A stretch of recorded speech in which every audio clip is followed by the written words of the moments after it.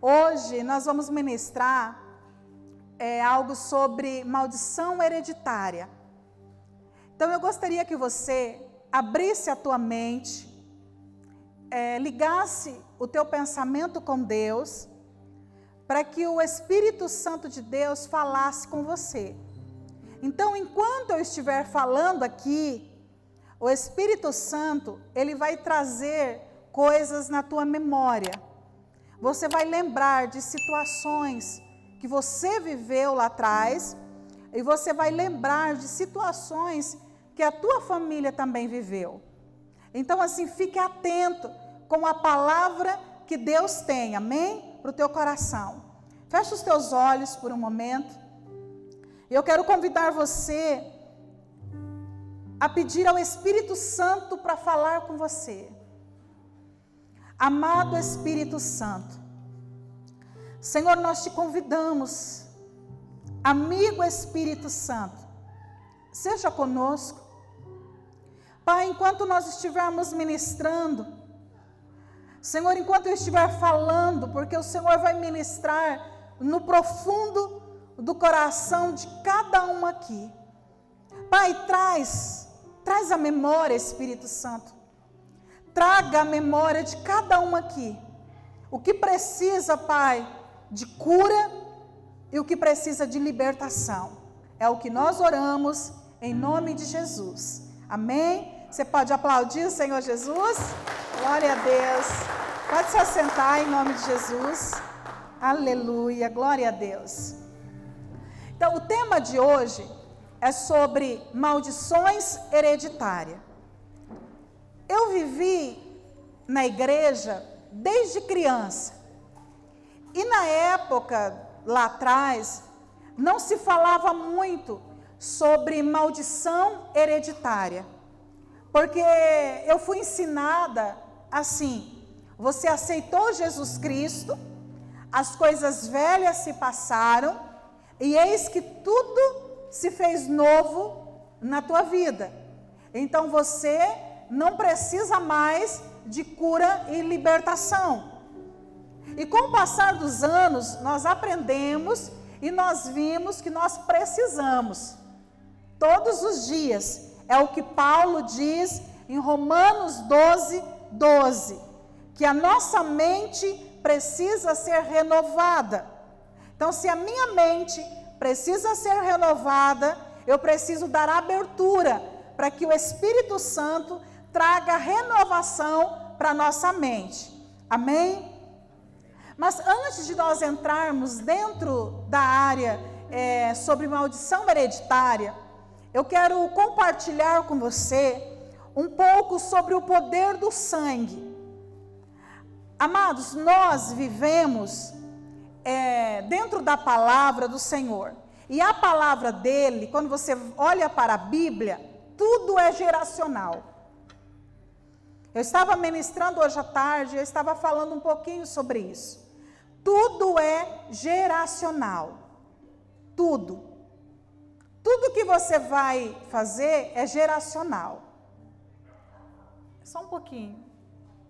Vai atrapalhar o som aqui ou não? Não? Então pode continuar. Glória a Deus. Tudo é geracional. Tá? Então tudo que você está ligado à palavra do Senhor é por gerações. E eu não entendia muito quando eu li a Bíblia, não sei você, que tem aquela parte que fala sobre genealogia. Eu lia quando criança e eu não entendia nada. Então o que eu fazia? Meu pai pedia para eu ler a Bíblia. Quando chegava naquela parte, eu pulava. Eu não lia nenhuma genealogia. E eu dizia, para que isso? Para que ter isso na Bíblia, tantos nomes? Até que eu fui estudar e eu entendi o poder de uma genealogia. Nós que somos ocidentais, né? Nós não entendemos muito, porque nós não nos conectamos aos nossos antepassados. Mas Israel, ele é conectado à genealogia. Se você chegar em Israel e você perguntar para qualquer judeu qual é a sua tribo, que tribo ele é, ele te responde. Se você perguntar para ele qual o nome do tataravô dele, ele sabe. Se você perguntar do bisavô, ele sabe. Nós que vivemos aqui, infelizmente, muitos de nós não sabemos. Se eu perguntar aqui qual o nome do avô, paterno e materno, tem muitos que não vão saber. Nem o nome dos avós. Infelizmente, tem muitos que não sabem nem o nome dos pais. Porque nós vivemos em uma geração que trata essa parte geracional, genealogia, como algo que não tem importância.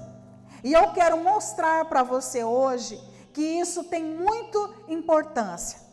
Se você até hoje não se importou quem eram os teus antepassados, eu gostaria e quero convidar você a fazer uma pesquisa. Nós chamamos essa pesquisa de mapeamento hereditário. Como que você pode fazer esse mapeamento? Você vai pesquisar com os teus parentes que estão vivos sobre as histórias lá de trás dos teus antepassados. Quem era, até onde você conseguir, avô, bisavô, tataravô, tenta descobrir o máximo da tua história. Quem foram eles? Como eles viveram? Eles eram ricos, pobres? Qual era a religião deles? Que Deus eles serviam? Então é uma tarefa que é muito importante você fazer. Então durante todo esse curso que você está fazendo aqui, pesquisa sobre isso. Conheça a tua história. Por quê? Mas para que eu vou conhecer a minha história? Você precisa conhecer a tua história para você mudar parâmetros na tua vida hoje. De repente, você está vivendo algo que está preso, está conectado lá atrás, de alguma história. Eu vou contar uma experiência para você que eu tive, que o Espírito Santo me trouxe, porque a Bíblia, ela é por códigos. Entenda isso, a Bíblia, ela só tem códigos. E esses códigos, eles não são revelados para todos. Guarde isso. A Bíblia é repleta de códigos. E os códigos não são revelados para todos. Tem pessoas que lêem um trecho da Bíblia e ele não vai encontrar um código, mas outra pessoa lê aquele trecho e ele consegue encontrar códigos. Então, quando você for ler a Bíblia, não leia ela simplesmente por ler, mas você leia para você encontrar códigos. E quem revela esses códigos é o Espírito Santo de Deus. É por isso que você lê um texto, e aquele texto, ele fala várias vezes com você, porque são códigos diferentes. E a genealogia, dentro dela, tem códigos. E a tua genealogia também tem códigos, que nós chamamos de códigos espirituais, que vivemos tanto tempo nessa terra e muitas vezes não conectamos. Eu tenho uma filha de 11 anos hoje. Quando ela era pequena, ela tinha em torno de 1 aninho e meio. Ela sofreu uma queimadura. O meu esposo estava fazendo uma pipoca e eu estava em cima, do andar de cima, e ela foi subir a escada. E quando ela veio caindo, o homem não consegue fazer duas coisas ao mesmo tempo. É raro o homem que consegue, ok? Como vocês aqui tudo é homem, vocês vão entender isso. É raro um homem que consegue fazer duas coisas ao mesmo tempo. O que meu esposo fez? Ele estava fazendo a pipoca em uma panela de pressão. Então, quando ele escutou o grito dela, ele pega a panela de pressão de um lado e vem correndo segurar ela. Então, o que ele fez? A panela de pressão aqui, ele segurou ela aqui. Quando ele segurou ela aqui, ele fez isso aqui. Abraçou ela com a panela de pressão. De tão apavorado que ele ficou. Resumindo, ela teve queimadura de 3º grau, na boca e no braço. Foi um milagre hoje, é um milagre ela não ter manchas, marcas, porque eu orei. Eu disse, Senhor, eu não quero ter uma filha marcada por queimadura. Só que a semana antes, nós tínhamos ido ao Paraguai. E eu estava andando com ela, do nada, um homem estava fumando, veio e passou o cigarro e queimou a Esther. Quem olha aquilo parece que é coincidência. Mas não é coincidência.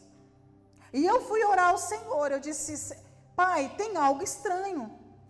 E quando eu fui pesquisar se alguém havia sofrido queimadura na minha família, eu fiquei muito assustado. Porque na minha família, uma tia minha morreu queimada. Se queimou toda. Que eu não sabia dessa história. A bisavó dela, da parte do pai, também morreu queimada. Então, imediatamente eu percebi que tinha uma perseguição espiritual ali. Chamei meu esposo e nós oramos e repreendemos. Então, eu quero que você entenda hoje sobre isso. Nós vamos falar sobre essa perseguição espiritual. Mas como que ocorre isso? Ocorre pelo sangue. Você é parente de alguém pelo sangue. Você sabe que o teu pai é o teu pai, a tua mãe é a tua mãe, os teus irmãos são os teus irmãos pelo sangue. Então você é parente de alguém pelo sangue. E eu me questionava muito, por que na Bíblia falava tanto de sangue? Porque quando você começa a ler o Antigo Testamento, meu Deus, é muito sangue. É muito derramamento de sangue, é muita guerra. Quando você vê no Antigo Testamento, quando alguém pecava, ele tinha que colocar as mãos sobre um cordeiro, o pecado era transferido para o cordeiro, o sacerdote vinha e matava o cordeiro, era símbolo que todo aquele que pecasse iria morrer. Então, como a pessoa não podia derramar o seu sangue, era derramado o sangue do cordeiro. Só que no Novo Testamento, esse cordeiro representa Jesus Cristo. E a pergunta é, por que Jesus não morreu de uma morte comum? Por que ele teve que derramar sangue? Porque tudo começou pelo sangue. Guarde bem isso. Nós somos descendentes de Adão. Então, quando Adão pecou, toda a raça humana veio a pecar. Mas a palavra do Senhor diz que Jesus Cristo teve que vir para o quê? Para purificar o nosso sangue. Agora, mas por que Jesus tem que purificar sangue? Porque tudo está localizado no sangue. Você já teve uma aula sobre iniquidade. A iniquidade, ela é produzida no sangue. Mas eu quero ler para você aqui João capítulo 6, versículo 53, que diz assim: em verdade vos digo, se não comerdes a carne do Filho do Homem, não tendes vida em nós mesmos. Quem comer da minha carne e beber do meu sangue tem a vida eterna, e eu vou ressuscitá-lo no último dia. Pois a minha carne é verdadeiramente comida e o meu sangue verdadeiramente bebida. Quem comer a minha carne e beber o meu sangue permanece em mim. Por que você e eu precisamos ser resgatados com o sangue? 1 Pedro, capítulo 1, versículo 18. Sabendo que não foi por coisas corruptíveis, como prata ou ouro, que foste resgatados da vossa maneira de viver, porque por tradição recebeste dos vossos pais, mas com o precioso sangue de Cristo, como um cordeiro imaculado e incontaminado. Outra pergunta: porque nós somos justificados pelo sangue. Romanos 5:9. Logo, muito mais agora, sendo justificado pelo sangue, seremos por ele salvos da sua ira. Outra pergunta: por que nós somos purificados com sangue? Mas se andarmos na luz, como ele está na luz, temos comunhão uns com os outros, e o sangue de Jesus Cristo nos purifica de todo o pecado. Quando você vai para a história de Cristo, você só vê falando do poder do sangue. A Bíblia, ela tem sangue do começo ao fim, porque sangue, ele é vida. Nós somos formados de vários tecidos. Nós somos, no nosso corpo, nós temos o tecido muscular, o tecido glandular, o tecido nervoso, o tecido ósseo. Mas tem um único tecido, que é o tecido sanguíneo, que move no nosso corpo. Se o sangue, ele não percorrer uma célula do nosso corpo, aquela célula, ela tem a tendência a morrer. Então, para que as células do nosso organismo, cada célula precisa funcionar normalmente, ela precisa que o sangue corra. O sangue, ele não é limitado em uma parte do corpo. O sangue corre toda a parte do corpo. Em 23 segundos, o sangue percorre todo o nosso corpo. Olha que história. Em 23 segundos, todo o sangue percorre o nosso corpo. Se o sangue não chegar em uma célula do nosso corpo, ela certamente morrerá. Se você hoje está aqui, é porque o teu sangue, ele está circulando no teu corpo de uma forma muito rápida. Se o sangue deixar de percorrer, essa parte do corpo, ela pode morrer. E no mundo espiritual, isso não é diferente. Por isso que nós precisamos do sangue de Jesus Cristo para nos purificar. Purificar o quê? O nosso sangue. Quando Deus fez o homem, nós éramos como um manequim. Porém, o sopro de Deus trouxe sangue, trouxe vida. Então, a partir daquele momento, nós passamos a viver. Porém, Adão, ele contaminou o sangue.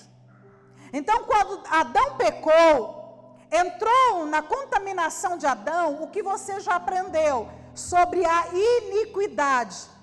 O sangue de Adão, ele foi contaminado. Você entende agora o porquê que o nosso sangue, ele precisa ser purificado? O sangue, ele é uma moeda no mundo espiritual. Como assim? Moeda é símbolo de troca. Moeda é símbolo de dinheiro. Em Hebreus, capítulo 9, versículo 22, diz assim: como é feito quase todas as coisas, segundo a lei, se purifica com sangue. E sem derramamento de sangue não há remissão. Vou ler novamente. Como é feito quase todas as coisas, segundo a lei, se purifica com sangue. E sem derramamento de sangue não há remissão. O sangue, ele é uma moeda, tanto no reino da luz, como no reino das trevas. Satanás, ele sabe o valor que tem o sangue, porque ele viu o valor que Deus, o Eterno, deu para o sangue. Então, para nós entrarmos sobre maldição hereditária, nós temos que entender o poder do sangue. Nós temos que entender que nós viemos de um lugar chamado geracional. Nós somos geracionais.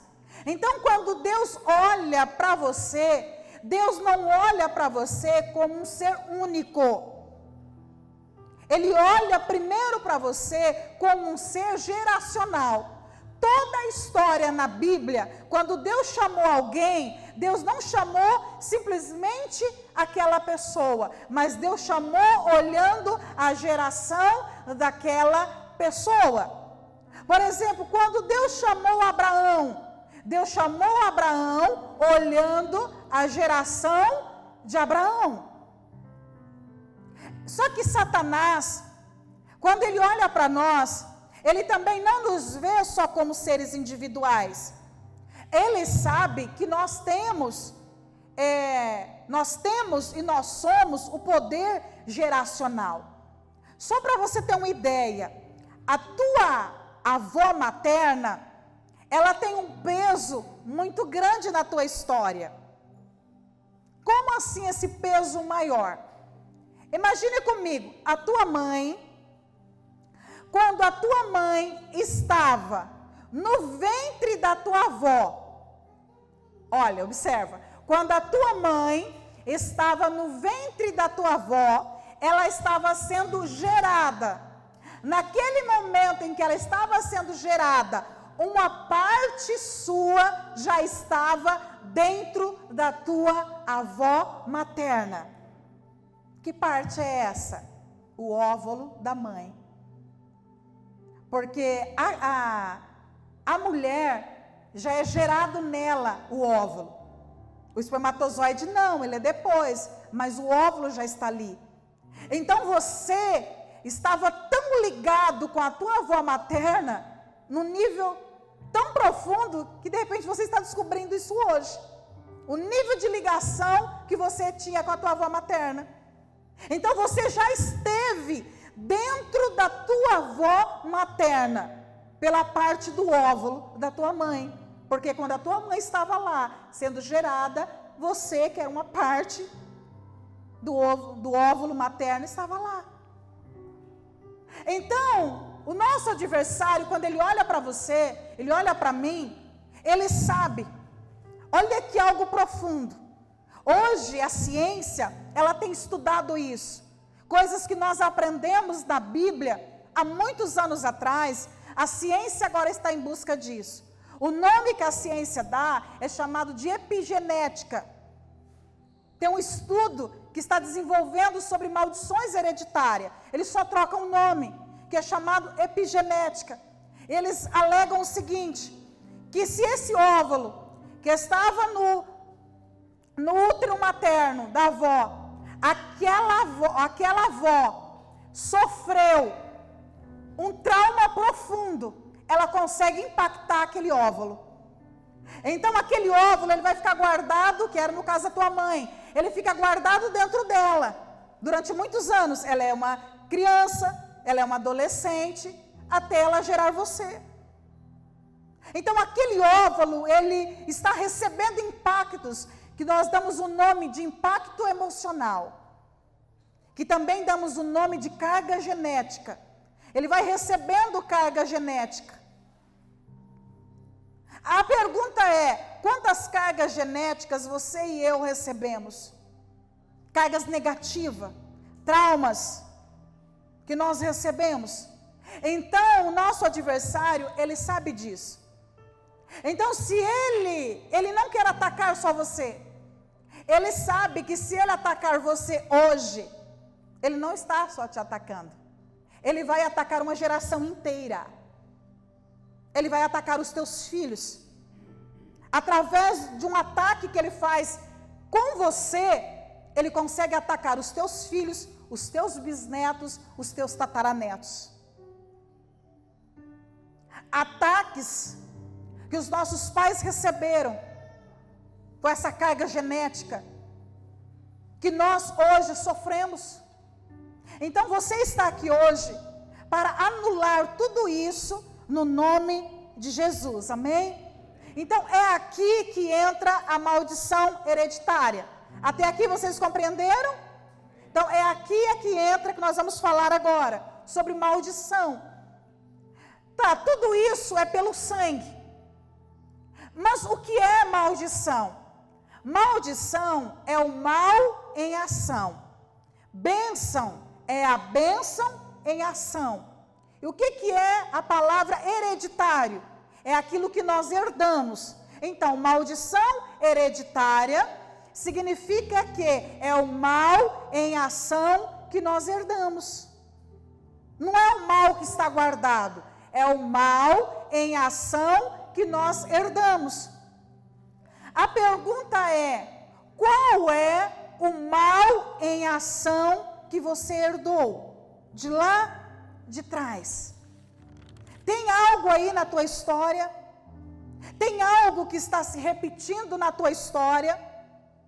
Que nós chamamos de repetição geracional.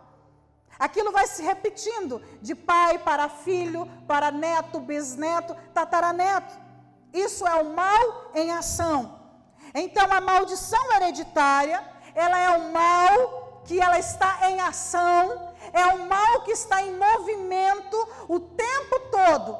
Mas aonde que esse mal está em movimento? Esse mal está em movimento no campo espiritual. Que nós conectamos para o campo físico. Esse mal em ação, ele fica preso no tempo e no espaço. Ou seja, no mundo espiritual. E quando nós damos abertura aqui na terra, esse mal em ação começa a fazer efeito. Como que nós herdamos? Se alguém perguntar para você, como que nós herdamos a maldição hereditária? Como que nós herdamos esse mal em ação? A resposta é: nós herdamos pelo sangue. Êxodo capítulo 20, versículo 5 diz assim: não te encurvarás elas nem a servirás, porque eu, Senhor, o teu Deus, sou um Deus zeloso, que visito a iniquidade dos pais nos filhos, até a terceira e a quarta geração daqueles que me aborrecem. Nós estamos falando aqui sobre a iniquidade, que você já viu. Então, quando nós pecamos, a iniquidade, quando nós erramos, os nossos antepassados adoraram deuses, porque uma das coisas mais pesadas que se tem para um sangue ficar maldito, guarda isso, uma das coisas terríveis que um sangue se torna maldito é adorar deuses estranhos. É uma das coisas que o Senhor abomina, a adoração a deuses estranhos. Então, quando nós deixamos essa substância, iniquidade, entrar em nós, ou nós já fomos formatados desde a nossa gestação, através dessa substância, a Bíblia diz que essa substância, ela penetra nos nossos ossos. Aonde é que está isso? Em Salmos, capítulo 109, versículo 18, que diz assim: assim como se vestiu de maldição, tal como uma veste, assim penetre nas suas entranhas como água, em seus ossos como azeite. Então, através da iniquidade é gerada a maldição. Lembra tudo que vocês aprenderam sobre iniquidade?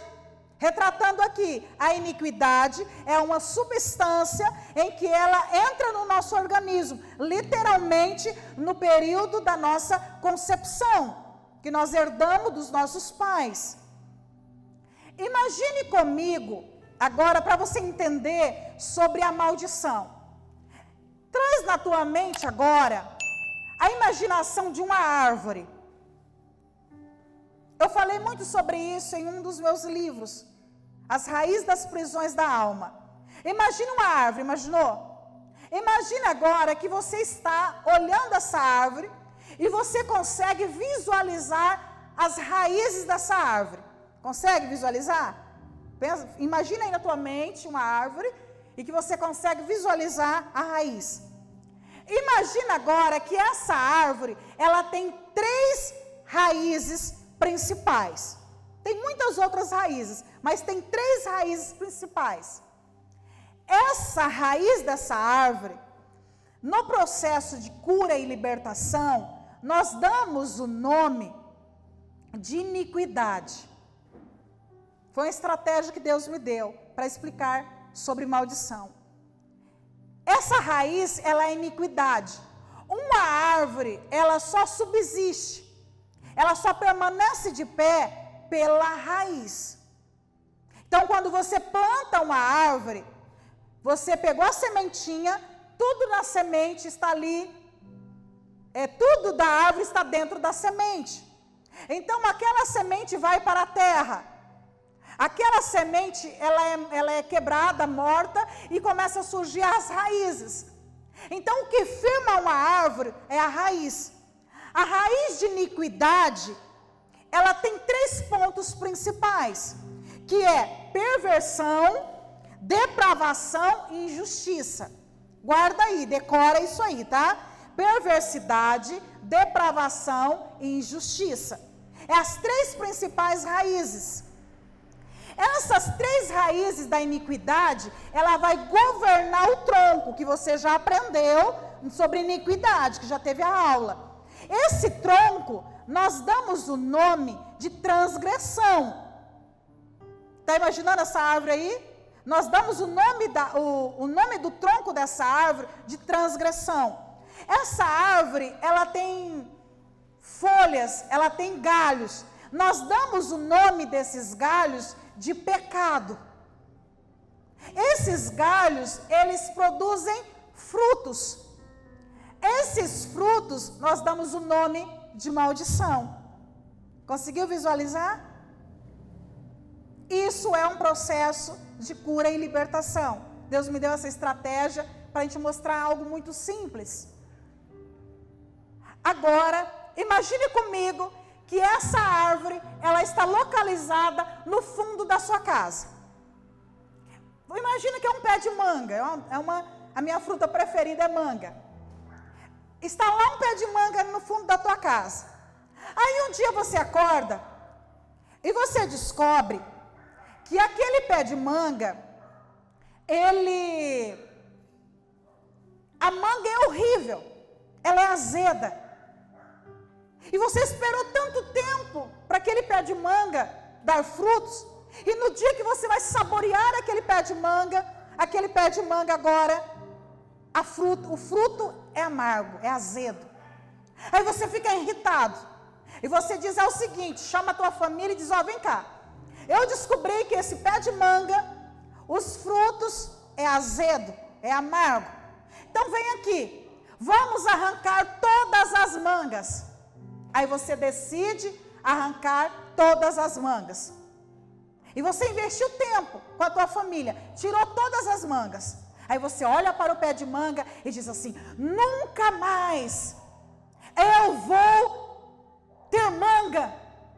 Glória a Deus, aleluia. Sabe o que você acabou de fazer? Quebra de maldição. Quebra de maldição não funciona. E nós vemos, infelizmente, muitas igrejas fazendo quebra de maldição. A quebra de maldição nada mais é do que você arrancar o fruto.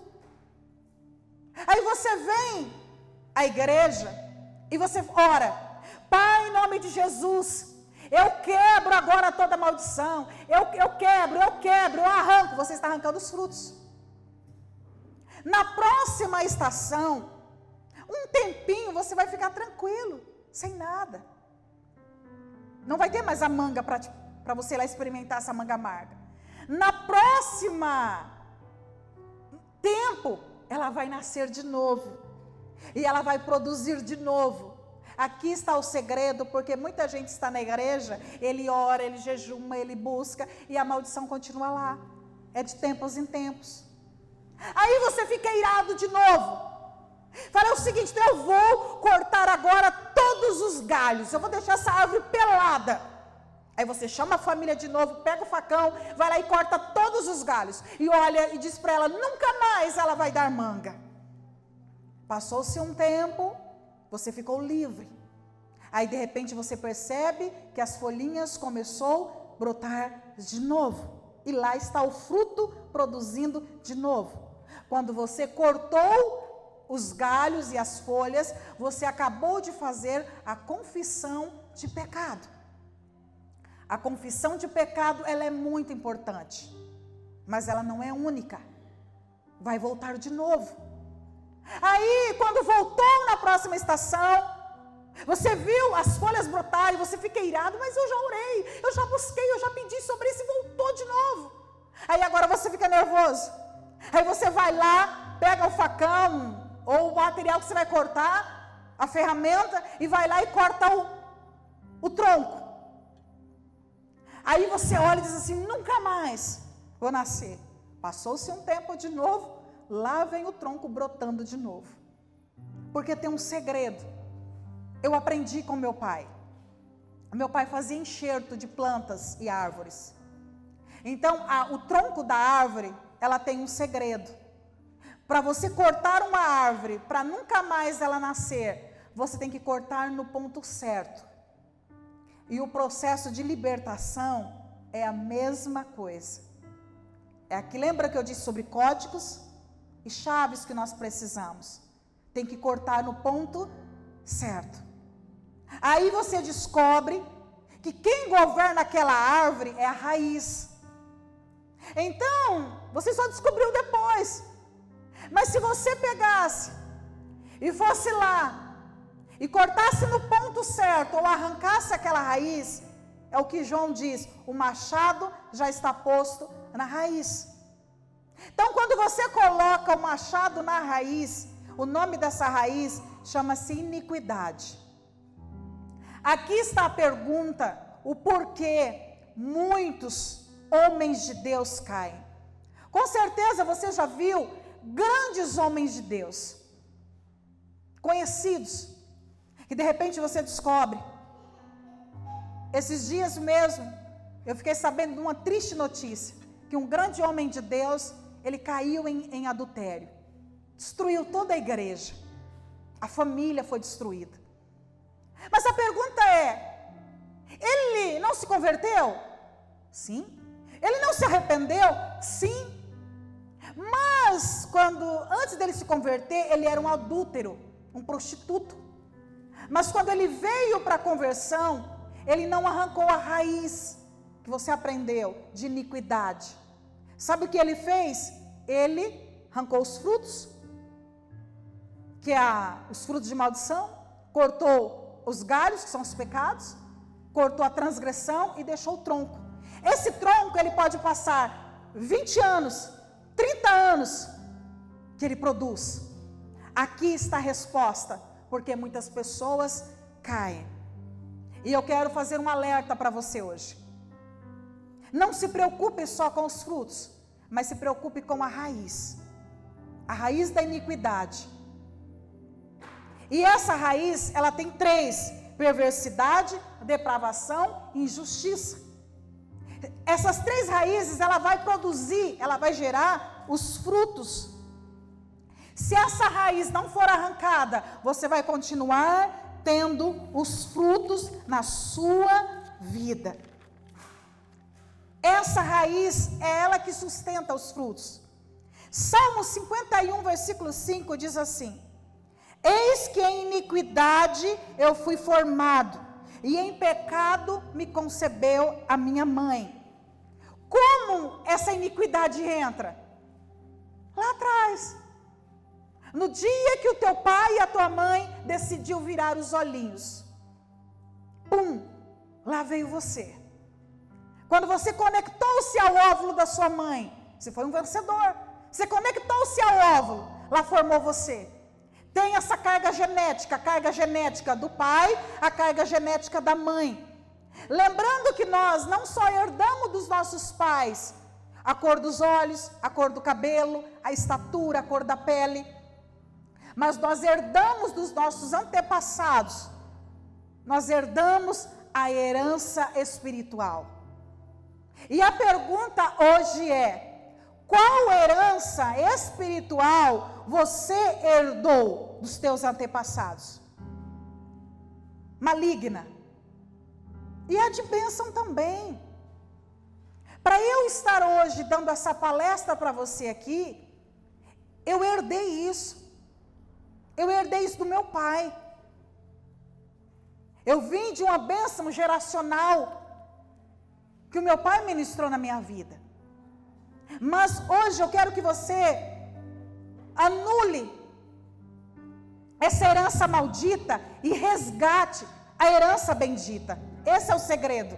Você vai anular o mal em ação e você vai levantar, fazer funcionar a bênção em ação. Aí voltando agora de novo para o sangue. Não tem como fugir do sangue. Joel capítulo 3, versículo 21 diz assim: e eu purificarei o sangue dos que eu não tinha purificado. E eu purificarei o sangue dos que eu não tinha purificado. Então, o que Deus quer fazer dentro de um processo de cura e libertação é ir além de arrancar os frutos de maldição. Ele quer purificar o nosso sangue. Então, hoje aqui, eu quero convidar você a fazer uma transfusão de sangue. Parece algo doido, mas no processo de cura e libertação é isso. Quando você mergulha dentro de um processo de cura e libertação, você irá fazer uma transfusão de sangue espiritual. Fica tranquilo que não vai ter um enfermeiro aqui, médicos, que vai puxar o teu sangue. Quem já fez hemodiálise aqui, ou faz, ou conhece alguém que faz hemodiálise, sabe que todos os dias quem faz hemodiálise, ele numa máquina tem que tirar o sangue e ele purifica aquele sangue para devolver. Eu tenho um amigo meu que faz isso. Ele tem que ir lá e tira o sangue dele, o sangue é purificado e vai injetando de novo nele. Isso é o que nós temos que fazer no mundo espiritual. É só isso. O nosso sangue, um dia, ele veio contaminado. Lembra da história da AIDS? Hoje não se fala muito sobre AIDS, né? Até esses dias a minha filha, eu fui falar alguma coisa de AIDS, ela, mãe, o que é isso? Porque hoje é uma doença que não se fala muito. Mas na minha adolescência, na minha infância, se falava muito sobre isso. É um sangue contaminado. E eu lembro que todo mundo tinha medo de alguém que tocasse em outra pessoa que tinha AIDS, porque achava que ia pegar AIDS. Mas a AIDS só era pega pelo contato com o sangue. É isso que o Senhor quer fazer com você. Eu não sei onde, quando o teu sangue foi contaminado. De uma coisa eu sei. Jesus Cristo, hoje, Ele está anulando, Ele está tirando, Ele está limpando o nosso sangue. Mas como que eu vou descobrir as maldições que tem em mim? Pelo fruto se conhece a raiz da árvore. Para eu conhecer uma árvore, eu preciso experimentar do fruto. Por exemplo, eu disse o caso da manga. Então eu vou lá, eu pego uma manga, eu chupo ela no pé, eu sei que ela é manga. A goiaba, eu sei que ela é goiaba. Então, no mundo espiritual, para você conhecer os frutos de maldição, para você conhecer a raiz que você tem, você precisa avaliar o fruto. Então vamos lá, eu vou falar aqui alguns frutos de maldição. Que não dá para falar todos, porque senão nós ficaríamos aqui a noite adentro. Muito tempo. Mas eu vou falar alguns frutos de maldição, que você vai observar se dentro da tua casa, ou se na tua geração, esse fruto já permeou. Alguém já mastigou, alguém já engoliu, já saboreou esse fruto. Ou se você está comendo esse fruto. Vamos lá, o primeiro fruto que eu quero falar aqui dessa árvore é sobre o legado familiar de feitiçaria. Sobre feitiçaria. A tua família era uma família de pessoas que praticavam feitiçaria? Como que era a tua família? eu descobri, em não muito tempo, que o meu pai, ele frequentou uma casa de espiritismo. Até então eu não sabia disso. Eu fui fazer uma autoavaliação e depois eu fui fazer um mapeamento mais profundo. E eu conversando com uma irmã minha, ela me contou isso. Que o meu pai frequentava uma casa de espiritismo e toda vez que ele voltava, ele ficava endemoniado com um espírito chamado espírito do galo. Eu nem sabia que existia isso. Não sei se alguém aqui já viveu o espírito do galo. Como que age esse espírito do galo? Briga. Quem aqui já colocou galo para brigar?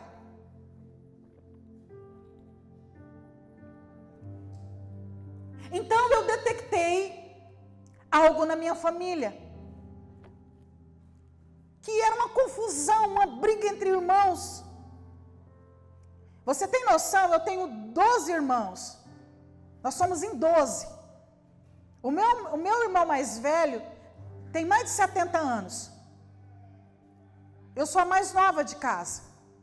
Agora você imagina, a minha mãe tem tataraneto, a minha mãe tem 92 anos. Imagina o tanto de briga no meio de tudo isso. E às vezes a família começava a brigar por coisa mínima. E essa briga se estendia há anos. Mágoa. Mágoa que percorria anos. Aí então eu detectei essa chave. Tinha um legado de feitiçaria. O que a tua família frequentou?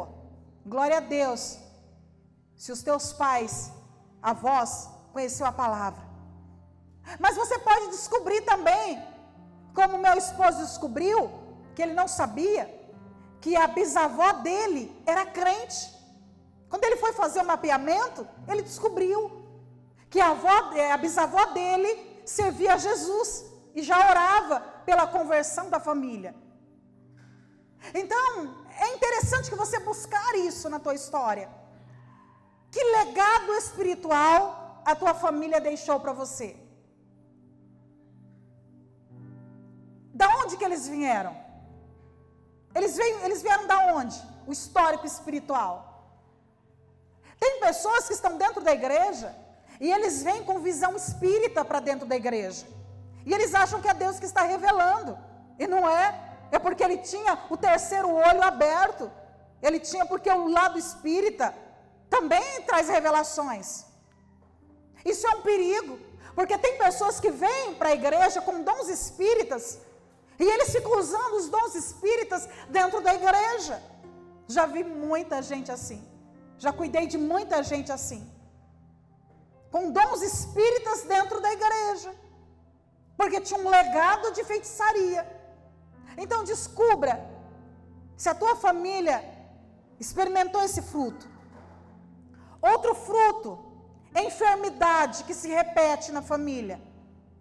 Qual é a enfermidade que repete sempre na tua família? Tem algum aí? Puxa na tua memória. Por exemplo, eu tive que quebrar algo na minha vida, de uma enfermidade que se repetia na minha vida. Até os 20 anos, eu mal conseguia falar. Como assim, pastora Carmen? Eu era literalmente gaga. Então, para eu falar com você aqui, que eu estou trazendo essa palestra para você, é um milagre. Você literalmente está vendo alguém falando para você que viveu um milagre. Então, foi estabelecido em mim uma sentença. Que sentença foi essa? Você nunca vai poder usar um microfone, você nunca vai poder falar em público. O máximo que você vai poder fazer é arrumar um trabalho que você não fale. Só que essa sentença, ela não veio só para mim. Essa sentença, ela veio pelo meu sangue. Porque o meu bisavô era assim. Passou para o meu pai, veio para muitos irmãos. E chegou até mim. Mas aos 20 anos eu tomei uma decisão. Eu estava em uma palestra como essa. E eu tomei a decisão. Eu disse, eu não aceito. Aquele dia eu decidi, eu não aceito. Porque eu sabia do chamado que Deus tinha para mim. Espera aí. Se eu tenho um chamado de ministrar, de palestrar. Quando eu era criança, eu ia comprar um doce. Alguém aqui é da época da venda? De bar, de venda? Das antigas, né? Os novinhos aí não vão lembrar dessa época. E aí eu chegava, né, na venda, que hoje dá o nome de conveniência, tá? Para os novos aí, é o nome de conveniência. Na minha época era venda, bar, né? Hoje é o nome bonito, conveniência. Aí eu chegava, eu queria um doce. O que eu fazia? Eu chegava lá e olhava para o doce e dizia assim, ó. O gago fecha o olho.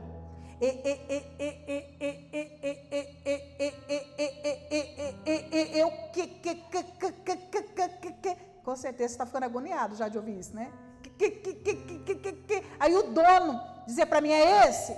Nem era. Aí eu dizia, balançava a cabeça, saía com o doce errado.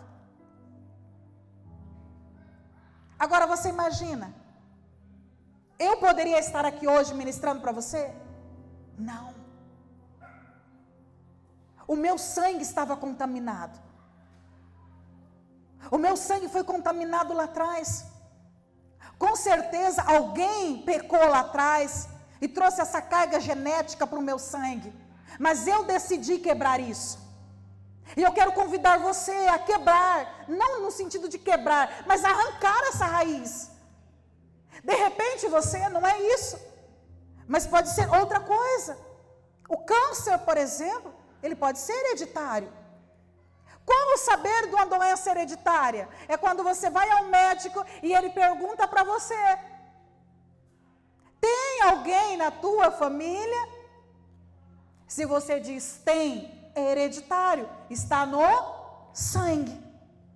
Hoje você vai arrancar em nome de Jesus, amém? Pessoa estéril não pode gerar filhos. Eu vivi isso também. As minhas irmãs, teve irmãs minhas que demoraram 15 anos para gerar. Teve uma que demorou 16 anos para gerar. E quando eu engravidei, eu perdia. O sonho maior do meu esposo era nós termos filho. E quando eu engravidei, perdia. Aí quando eu engravidei da Esther, foi um sonho tão grande. Foi algo que Deus fez tão lindo na minha vida, que sonho você tem? Que de repente não aconteceu. Porque algo travou você. Esse fruto que você está colhendo, você tem que arrancar esse fruto. Só que quando eu gerei a Esther, um dia tão feliz da vida, sentei no vaso, aí começou sangue de novo. Eu fui para o médico. Foi nesse dia, logo após, o meu esposo foi fazer um processo profundo de libertação, que até então ele ainda não tinha feito esse processo de libertação. No dia que o meu esposo passou pelo processo de libertação profundo, ele estava lá em Curitiba, e eu estava grávida em casa. O processo de libertação dele foi à noite, e eu orando em casa. Eu tinha muitas plantas no meu quintal.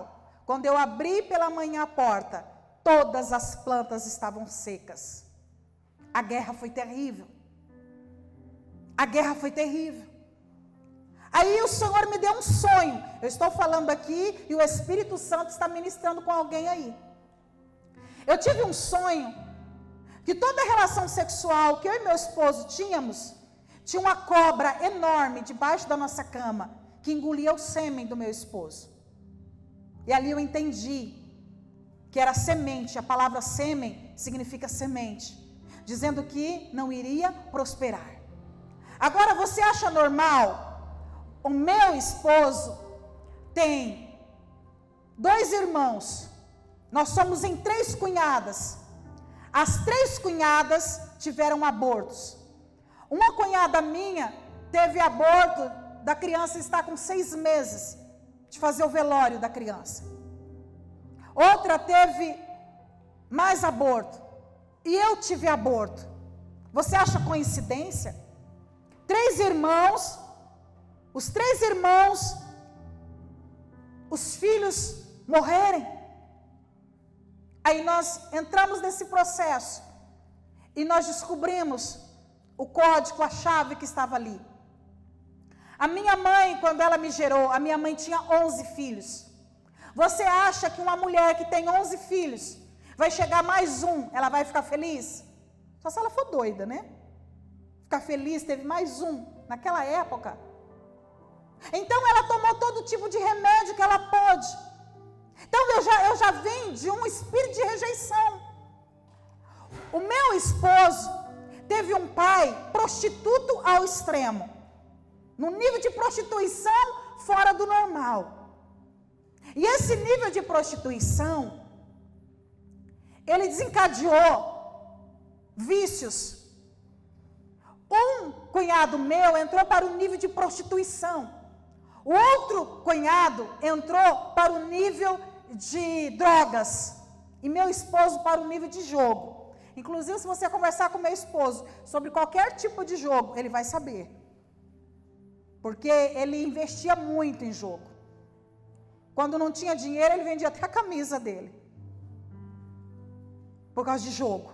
Então, a maldição do meu sogro, a iniquidade veio e dividiu para os irmãos. E ali nós descobrimos, e nós anulamos, quando nós arrancamos essa semente, a minha filha foi gerada. Ela veio de 8 meses, mas ela veio, e ela é um milagre. Você pode aplaudir o Senhor? Então, há frutos que nós colhemos. Outro fruto, família desestruturada. De onde você veio? De família estruturada?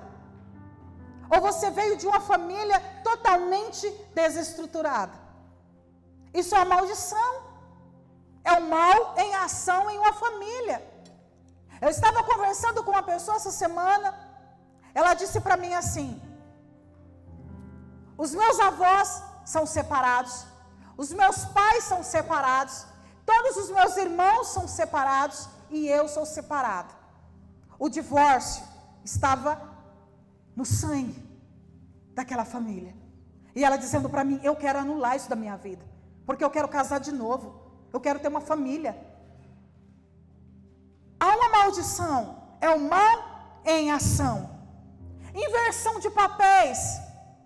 Dentro da tua casa, quem mandava era o teu pai ou a tua mãe? Inversão de papéis. Isso é uma maldição, porque Deus fez a mulher para estar no lugar de esposa. Deus fez o homem para estar no lugar de esposo. Porém, tem homens que não assumem o seu papel. Então, teve pais que não assumiram o papel deles. E a mãe teve que entrar no lugar e assumir. Resultado, quando uma mãe entra no papel de um pai e o pai entra no papel de uma mãe, a casa vira um inferno. Será que você viveu no inferno assim? Antes dos meus pais se converterem, eu conheci o inferno. Eu dizia isso. Antes dos meus pais se converterem, eu vivia dentro de um inferno, porque era brigas atrás de brigas. Eu lembro que quando eu fui fazer um processo de cura na minha alma, eu lembro, eu quando criança, sentada em um banquinho vermelho, colocava as mãos no ouvido e chorava, porque eu não queria ver a briga do meu pai e da minha mãe. Alguém já viveu isso? Isso é algo que marca uma criança. Isso marca, isso machuca uma criança. Isso traz traumas terríveis para uma criança. Como era a tua casa? A nossa casa, ela é uma escola. Um dia você esteve nessa escola. O papai era o professor. A mamãe era a professora. O que eles te ensinaram? Hoje você tem uma escola. Sabia disso? Se você é casado aqui, você hoje é um professor de uma escola. Que todos os dias você dá aula na escola, chamada casa. Você que tem filho, você está dando aula para o teu filho todos os dias. Não é agora na época da pandemia, que nós temos que pegar o caderno dos filhos, sentar com ele, que é uma batalha. É ter um sarro lá em casa, porque nós vamos ensinar a minha filha, e aí o que nós aprendemos não é o que ela aprendeu. Aí é muito engraçado. A mãe, meu esposo vai ensinar matemática, ela diz: pai, não é assim que a professora ensina, pai. É desse jeito, pai, porque trocentos anos lá atrás a gente aprendeu de outra maneira. Mas você é um professor da sua casa. Mas um dia você teve um professor. E esse professor, como que ele foi? Ele te deu aulas. Quando teu pai chegava em casa e te beijava, te abraçava, era uma aula. Mas quando ele chegava em casa e ele não te beijava e ele não te abraçava, também era uma aula. Aí ele ensinou para você assim: não beije ninguém, não abrace, não diz que ama. Aí você casou com uma mulher que quer ouvir a palavra: eu te amo. Mas você não consegue falar. Ela quer ouvir. Você casou com uma mulher que ela quer ser beijada o tempo todo. Aí você só beija ela na hora de virar os olhinhos. Você quer virar os olhinhos, né? Fazer sexo. Só aquela hora que você vai. Não, mulher não gosta disso só. Mas o teu pai não ensinou. Você não lembra de ver o teu pai e a tua mãe abraçadinho, sentadinho no sofá, fazendo carinho no outro? São aulas. Aí você cresceu tendo um professor que deixava faltar as coisas em casa. Passava fome. Alguém aqui já deve ter vivido isso. Então nós tivemos aprendizados. E hoje nós estamos em uma sala de aula chamada casa. E hoje nós temos os nossos filhos. Quantos pais nós temos aqui? Levante a mão. A maioria. Então você hoje que é pai, você está dando aula. Quando você beija o teu filho, a tua filha, você está dando aula. Quem aqui é pai de menina? Tem bastante. Quero te ensinar uma coisa. O primeiro homem a dar flores para tua filha não pode ser um marmanjo da rua. O primeiro homem a dar flores para tua filha tem que ser você. Se você ainda não fez isso, é uma tarefinha de casa para os homens aqui. Você vai pegar um dia, aniversário ou não aniversário, e você vai escrever uma carta para ela. Você vai escrever uma carta, não é mandar e-mail não. Há uma diferença quando você escreve com as mãos, sua própria mão. Você escreve, letra errada não tem importância, é letra de médico. Mas escreve aquela carta e faça uma surpresa para ela, porque você vai impactar. Não importa a idade que ela tenha, desde que ela consiga ler já, você vai impactar ela. Porque um dia que qualquer homem aparecer lá, com um buquê de flores, com a florzinha, ou com um beijinho, com um abracinho, ela já está suprida aqui. Ela não vai se render para suprir essa carência. Como muitas mulheres hoje se renderam, como muitos homens, por causa da carência dentro de casa. Beije, abrace. Se você que tem menina, você sempre beijar e abraçar. Quando ela sair, colocar uma roupa, desde pequenininha, você vai dizer para ela: filha, como que você está linda. A mãe vai falar, não é a mesma coisa. Mas quando o pai fala, ela muda. Quando ela estiver lá na rua, na escola, qualquer menino dizer para ela: como você está linda, ela já foi trabalhada dentro dela.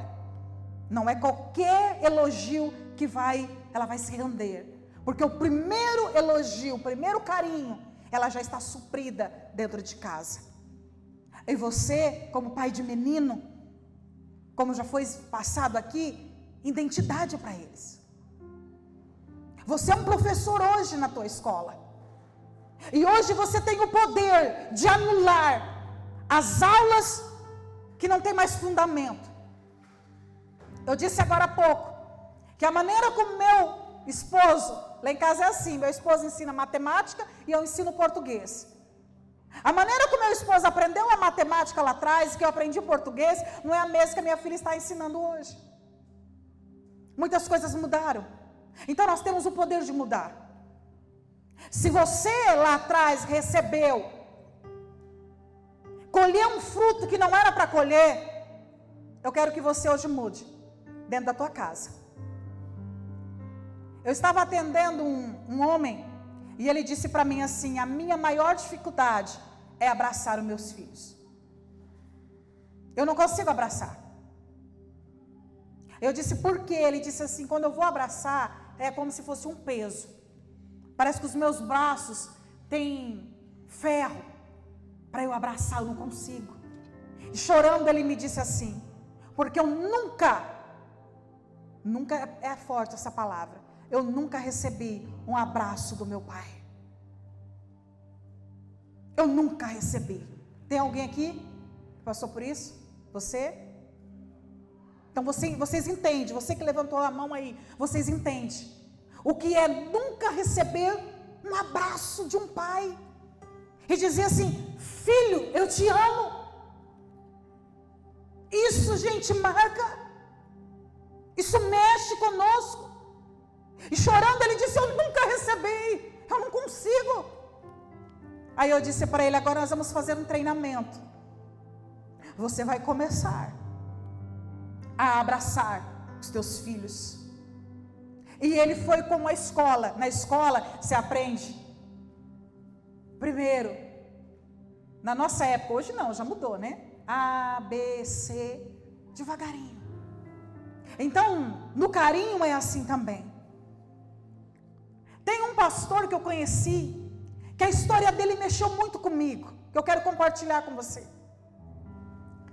Ele tinha 2 filhos, se eu não me engano, um tinha 16, outro 15. E um dia ele nunca tinha abraçado os filhos, ele não conseguia abraçar. E ele falou que ele estava na cozinha um dia, ele crê que o Espírito Santo direcionou ele. Ele estava na cozinha um dia, de manhã, e o filho estava na pia. Ele olhou para o filho e ele criou coragem. Muitos aqui vai precisar dessa coragem.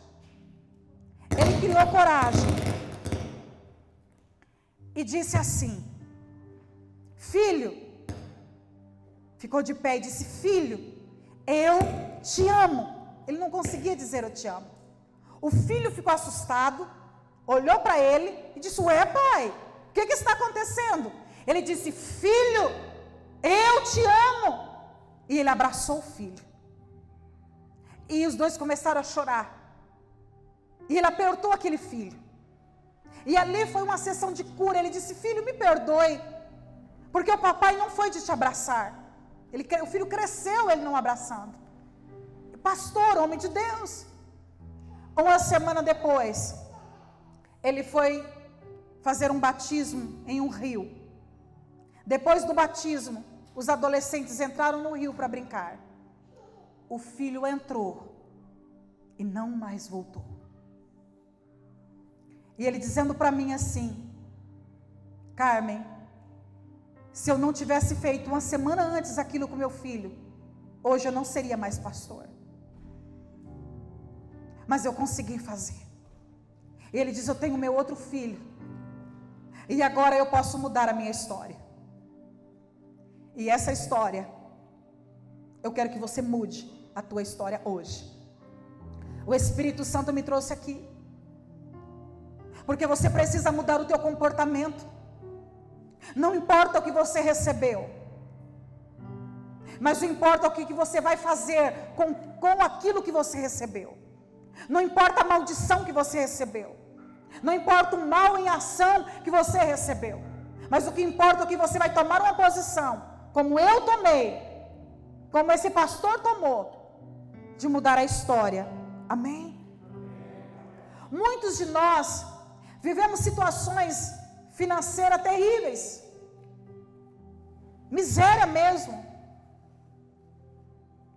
Esses dias eu estava contando, até para o Daniel e a Marta, que estão aqui comigo, que quando eu era pequena, no dia que eu ia tomar o iogurte, eu pegava o iogurte, pegava a colher pequena e eu enfiava no iogurte e tirava e comia. Ali eu gastava um tempão para não acabar, porque eu queria saborear. E eu dizia assim: no dia que eu tiver a minha casa, na minha geladeira vai ter muito iogurte, porque a miséria era grande. Realmente a palavra era miséria, porque meu pai trabalhava para poder comer, para nós comermos. Se você não viveu isso, de repente tem alguém aqui do teu lado que viveu, sabe o que é isso. Aí eu trouxe bagagem. Qual é a bagagem que eu trouxe? A minha geladeira tinha que estar repleta dentro de casa, repleta. Se a minha geladeira estivesse vazia, eu ficava nervosa. Aí eu descobri que era um comportamento limitador, porque agora eu tinha condições, mas eu tinha que arrancar aquele comportamento limitador. Jesus já veio, o sangue já verteu. Agora o que você e eu precisamos é arrancar esses comportamentos limitadores. Que comportamento limitador está aí dentro de você, que é chamado fruto de maldição que você está colhendo? Perder. Tem pessoas que vão perdendo na vida. Tem pessoas que perdem amigos com facilidade. Ele não consegue ter amigos. Tem pessoas que perdem dinheiro com muita facilidade. Perde tudo. Compra um carro, bate o carro. Compra uma casa, antes de terminar a casa, tem que vender aquela casa, perdeu aquela casa. Vai perdendo, perde a saúde. Isso é um fruto de maldição. Tem pessoas que na família é suicídio, é um fruto. Várias pessoas morrendo, depressão, medo obsessivo, histórico familiar de homicídio, insanidade mental, avô que era doido, loucura mental mesmo, avô que era doido, depois vem para tio e vai passando, loucura, vícios. E eu quero dar abertura para você aqui sobre um vício que tem acometido muitos homens. O vício, ele é uma doença. E se você tem algum vício, você precisa buscar ajuda espiritual e ajuda psicológica. Os dois têm que caminhar juntos. E vício, ele é uma maldição, porque quem tem um vício, ele escraviza. A pessoa se torna escrava do vício. Por exemplo, na minha família, o vício que os homens eram escravos, e algumas mulheres também, era do alcoolismo.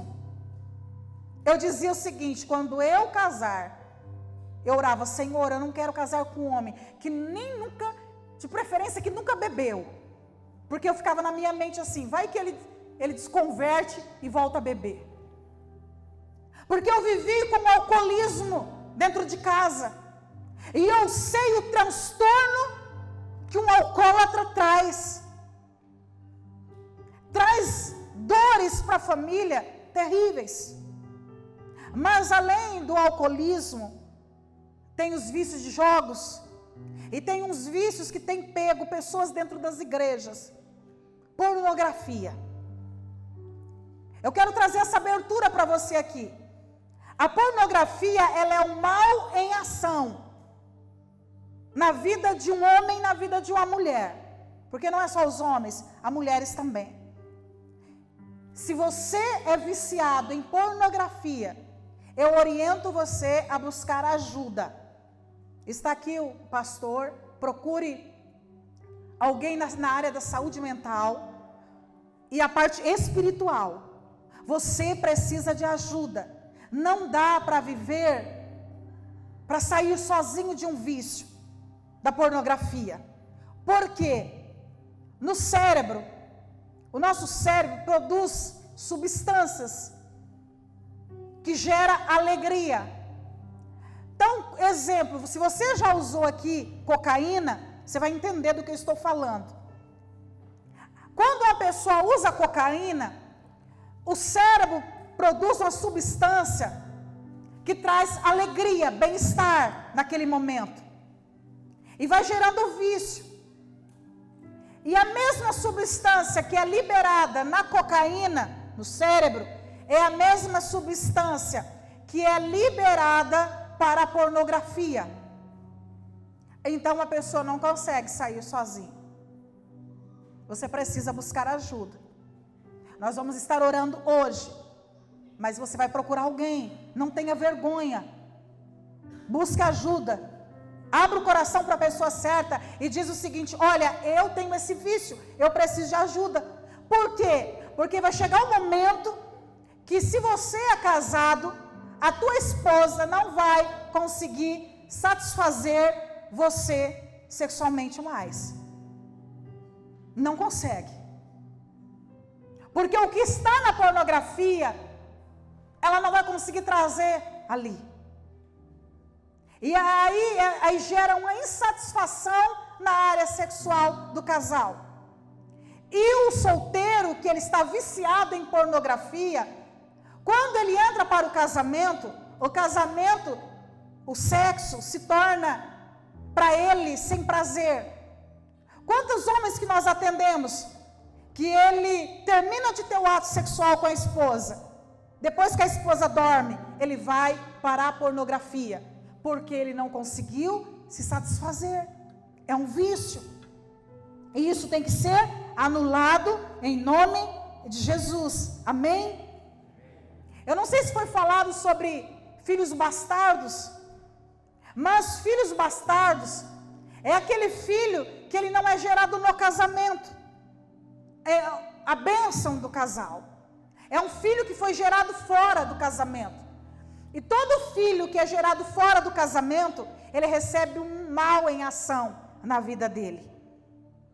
A idolatria que nós já falamos, rebeldia contra os pais. Se hoje você tivesse que ser aprovado ou desaprovado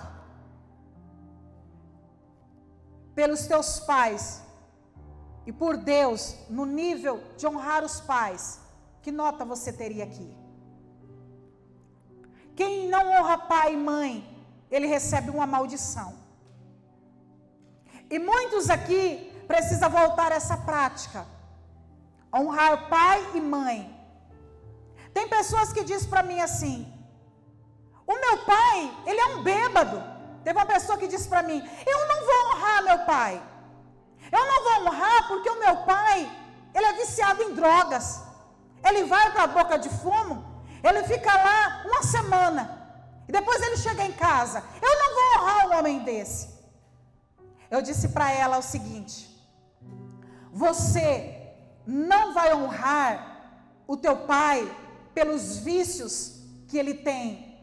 Você não vai honrar o teu pai pelos erros, ou se ele faz certo. Você vai honrar o teu pai simplesmente porque ele é o teu pai. Pode ser um bêbado, drogado, que não presta. Ele pode ter te batido, te espancado, mas ele vai ser o teu pai. E a tua bênção virá sobre a tua cabeça. Você já teve a aula sobre perdão. E você aprendeu que quando você não perdoa, é gerado uma maldição na tua vida. São frutos. Eu poderia citar aqui muitos frutos. Lembra do que eu disse sobre o sangue? Ele é moeda no mundo espiritual. Então eu quero falar um pouquinho sobre ele, para você entender agora se tem alguma maldição voltada para essa na tua história. O sangue, ele é uma aliança. E no mundo espiritual, no espiritismo, quem já participou de umbanda, quimbanda, essas coisas, entende o que eu estou falando. O sangue, ele é uma aliança. É tanto que quando as pessoas vão para a umbanda, elas vão para a macumba, eles pedem coisas em troca. Esses dias atrás eu estava em Ponta Porã ministrando para as mulheres, e teve uma mulher que levantou e disse assim: pastora, isso que você está falando é verdade. Porque o fluxo menstrual, ele é um pacto de sangue. Eu estava falando sobre isso, que o fluxo menstrual é um pacto de sangue. Que muitas mulheres, elas vão fazer macumba para os homens, e elas pegam a calcinha com sangue, e elas coam café ou chá. Espero que você não tenha tomado isso. Você homem que está aqui. E elas coam e dão para o homem beber. Faz uma reza e dá para o homem beber. Aí aquela mulher levantou e disse assim: realmente é verdade. Eu creio que o sangue, ele é isso. Porque eu estava separada do meu marido. E a macumbeira pediu para eu pegar o sêmen do meu marido na hora do ato sexual. Que eu vou falar sobre isso. Sobre o poder do sangue no ato sexual. Se você já teve relação sexual com alguém e você tirou a virgindade de uma mulher, você fez uma aliança de sangue com ela. E você hoje precisa pedir perdão para o Senhor. Como eu estou ministrando aqui só para homens, eu quero trazer essa palavra. Apesar que quem vai estar me ouvindo são mulheres também. Mas para vocês aqui, se você um dia tirou a virgindade de uma mulher que não é a tua esposa hoje, você precisa se arrepender. Porque no mundo do espírito você fez uma aliança. É o que nós damos o nome de alianças espirituais. O sangue, vou repetir novamente, o sangue, ele é uma moeda no mundo do espírito. Então Satanás, ele sabe o poder do sangue. Então ele faz pactos. E ele sabe que quanto mais pactos com sangue ele fizer com o homem, mais ele enrola o homem nas garras dele. E eu quero falar aqui sobre um tipo de sangue que as trevas usam muito, que é o sangue vermelho. O sangue vermelho, ele é encontrado no período menstrual. Eles usam o sangue vermelho sobre animais, oferenda de animais. E usa também como sangue humano. Usa também no reino vegetal. Como assim o reino vegetal? O reino vegetal também produz sangue. Não sangue como nós. Mas no reino vegetal eles encontram azeite de dendê, mel, metais como cobre, no reino mineral. Quem já participou de umbanda sabe disso, que eles usam muito isso. Eles usam também o sangue preto. De onde é tirado esse sangue preto? É do Lucimar? Eu estou brincando. É da Carmen? Não. É de alguém negro? Não. O sangue preto é tirado do reino vegetal. Como que tira? De galhos e folhas de árvores que eles sacrificam, porque a árvore também representa um ser vivo. No reino mineral, eles usam o carvão e o ferro. Aí tem o sangue branco, que eles usam também. O sangue branco no reino vegetal é o sumo das plantas leitosas. Talvez você que não participou disso, você não vai entender muita coisa. São as bebidas alcoólicas. Por isso que é muito usado bebida alcoólica em centros de umbanda, que é extraída dos vegetais. No reino mineral é usado o sal, a prata, a água e o chumbo. E o sangue branco no ser humano é o sêmen. É aqui que eu quero parar um pouquinho para falar com você sobre algo que Deus te deu. O sêmen no grego simboliza semente. O sêmen que Deus te deu não é para você colocar em qualquer lugar. O sêmen que Deus te deu, ele é algo precioso. Ele é muito precioso. É algo que Deus te deu para gerar vida e te dar prazer, mas dentro dos padrões da palavra do Senhor. Então, quando você pegou o teu sêmen e você fez alianças com prostitutas, fornicou, e com pornografia, você fez alianças espirituais com o reino das trevas, com o teu sangue branco. Se hoje você pudesse olhar para o tanto de sêmen que você já derramou, desde que você entendeu por gente, aonde você colocou ele? Num lugar de bênção ou num lugar de maldição? Pois esse sangue, ele se cobra no mundo espiritual, ele é uma moeda. O ato sexual, ele é muito poderoso. O ato sexual, ele pode trazer vida ou trazer morte. Tem um livro que eu escrevi sobre sexualidade. Depois, se você quiser adquirir, você pode adquirir. Sobre sexualidade. Como funciona um ato sexual? Em todos os sentidos. O ato sexual, ele é bênção. Mas ele também é maldição. A Bíblia diz: se você manteve relação sexual com prostitutas, o teu corpo está contaminado. Você está contaminado. Se você pudesse olhar hoje para todos os sêmens que você derramou, homem, aqui, aonde você os colocou? Ele está no lugar de bênção, vou repetir, ou no lugar de maldição? Aonde ele está? A saliva, ela é considerada um sangue branco. Meu Deus, a saliva, sim. Inclusive, existem exames de saliva. Então, significa que o beijo, ele é poderoso. Então, você que é casado aqui, beija a tua esposa. Chega em casa hoje, escova os dentes, fica com a boca cheirosa, gruda ela e beija ela. O beijo, ele é mais poderoso do que uma penetração sexual. Como assim? Eu cuidei de muitas prostitutas. Eu também sou psicanalista clínica e atendi muitas mulheres assim. E quem já teve contatos, você que, homem, que já teve contatos com prostitutas profissionais, você vai saber o que eu estou falando. As prostitutas profissionais não beijam na boca. Elas fazem sexo anal, elas fazem sexo oral, mas elas não beijam na boca, as profissionais. Por que elas não beijam?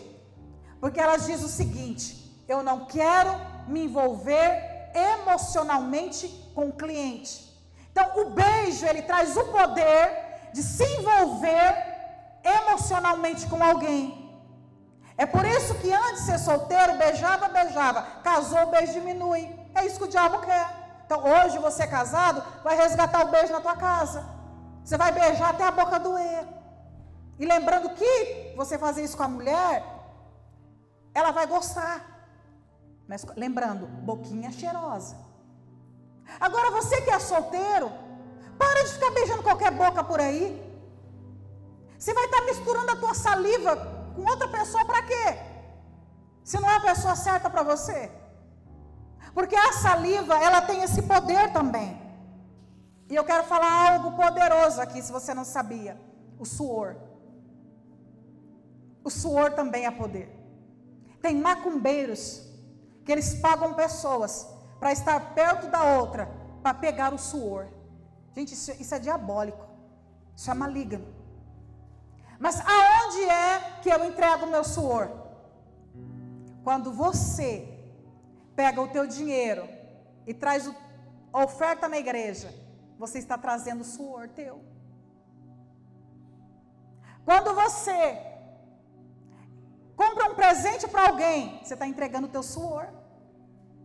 Porque você trabalhou para ter aquilo. O suor, ele é poderoso. Ele é também um sangue branco que sai de você. Nós não damos valores ao que sai de nós. Mas eu vou dizer uma coisa para você. O diabo, ele não pode tocar nem nas tuas fezes, se Deus não permitir que você joga lá. Um cabelo, um fio de cabelo que cai da tua cabeça, ele não pode tocar, se Deus não permitir. Porque você é muito valioso. Você tem unção. Você tem poder. E você precisa entender isso. Quais foram as pessoas que você teve relação sexual? Você já arrependeu? Você já fez um concerto com Deus? Você que traiu a tua esposa, ou traiu a namorada, você já fez um concerto? Já se consertou? Porque se você não se consertou, você está debaixo de um cativeiro. E não tem por onde correr. Só através do arrependimento e da confissão é que nós entramos nesse cativeiro. Eu estava...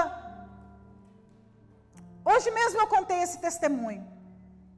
Eu estava atendendo uma moça, uma mulher, ela estava numa crise financeira muito grande. E ela estava brava com Deus, porque ela dizia assim: eu sou dizimista, eu sou ofertante, e eu não prospero, estou endividada. Ela estava devendo mais de 100 mil reais, estava arrasada. E ali eu conversando com ela, para que o Senhor me desse códigos espirituais para falar com ela, e eu fiz uma pergunta: você fez alguma aliança sexual com alguém? Aí ela lembrou que ela estava dentro da igreja, estava traindo o marido, e ela estava sendo amante de uma pessoa dentro da igreja. E a pessoa não tinha dinheiro.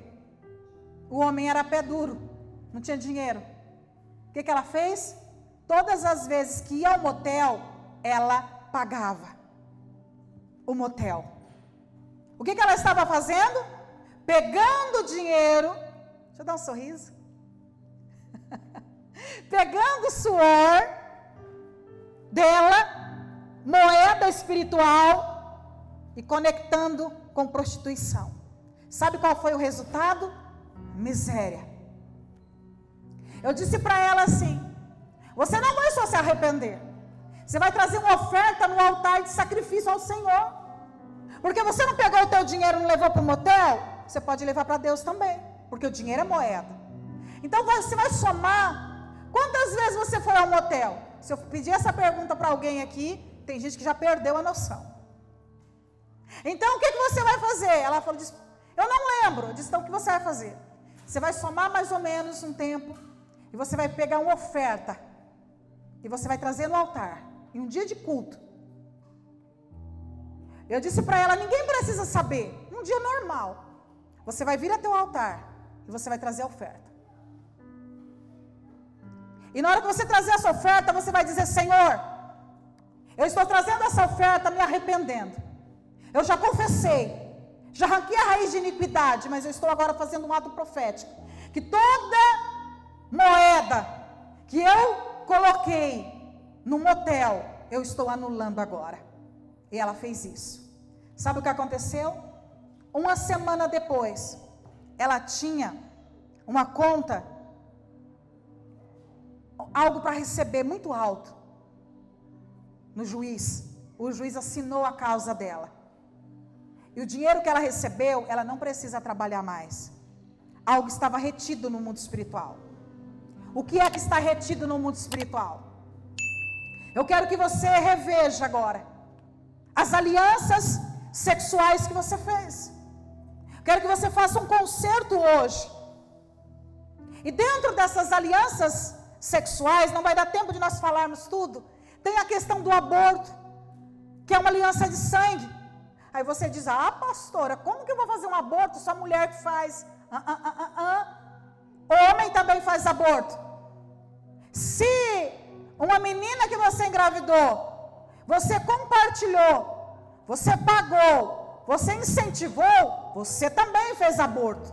Então, no mundo espiritual, aquele sangue que ela derramou a Moloque, aos demônios, você compactuou, você fez uma aliança, estrupo. Às vezes você compartilhou com alguém,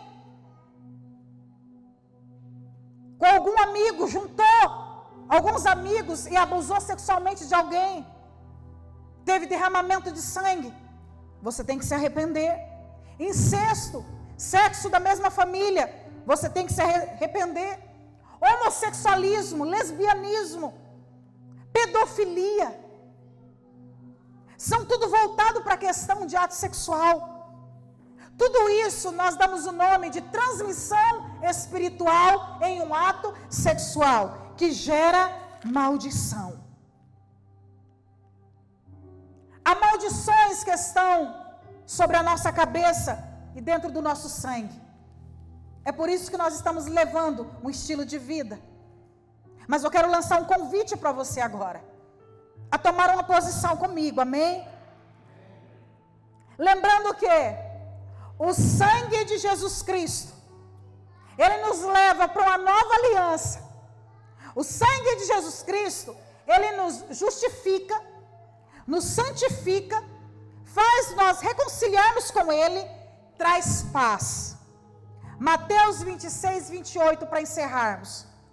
Isto é o meu sangue da aliança, que é derramado em favor de muitos para perdão dos pecados.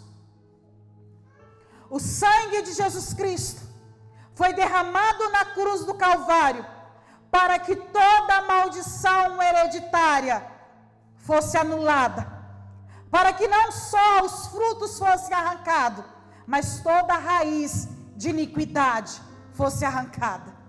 Eu não sei qual é o nível de iniquidade, eu não sei quais são os frutos que você está colhendo dessa árvore, mas eu convido você hoje a arrancar não só os frutos, mas a raiz por completo.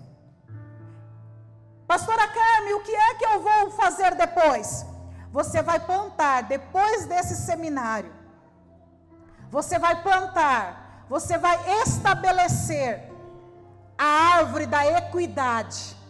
Você vai plantar a raiz da equidade. Oh, glória! Você vai estabelecer a raiz da equidade. Não vai ser mais a raiz da iniquidade, mas a equidade vai estar estabelecida na tua história.